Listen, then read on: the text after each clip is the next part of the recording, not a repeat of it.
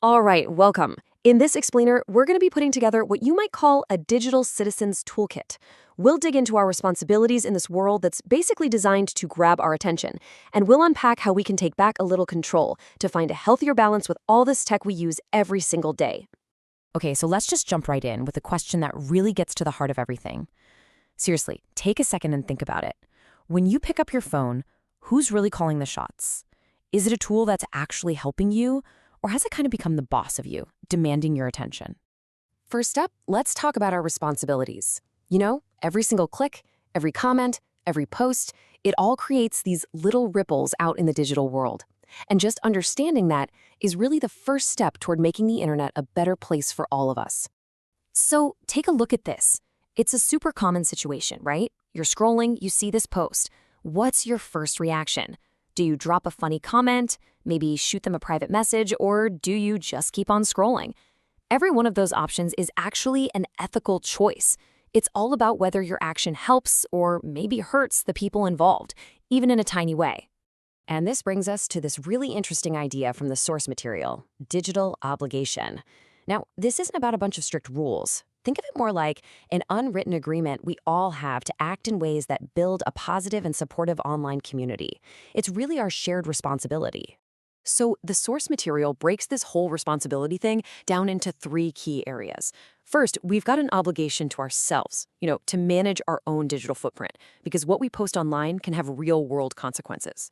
Second, there's our obligation to the people we actually know. This is all about respecting their privacy and the trust you have with them. And finally, and this one is huge, we have an obligation to the wider community, all those strangers we interact with online. Every single interaction is a chance to either make the digital world a little bit better or a little bit worse. Okay, so let's shift gears a little bit.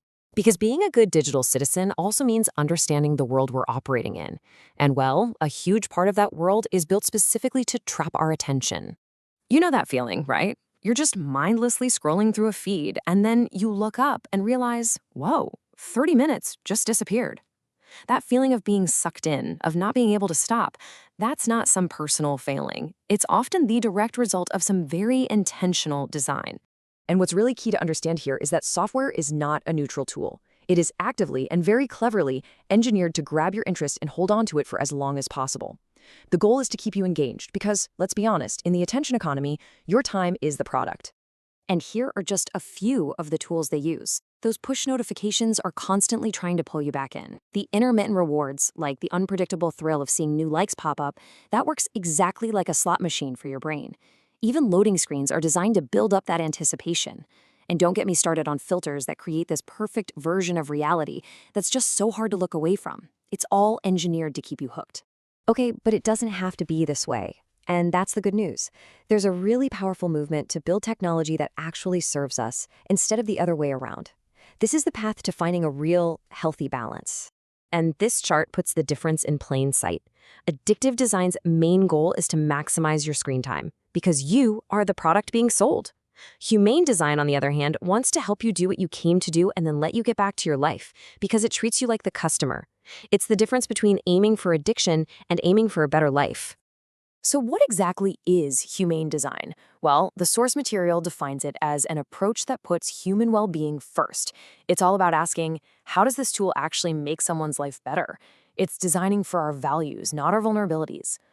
And the principles behind it are pretty straightforward. It's about making tools that solve real problems. It's culturally aware. It gets that our online and offline lives are totally connected. And most importantly, it puts you in the driver's seat, letting you easily turn off the very things that are designed to distract you. All right, so we've talked about our obligations, and we've seen this big difference between addictive and humane design.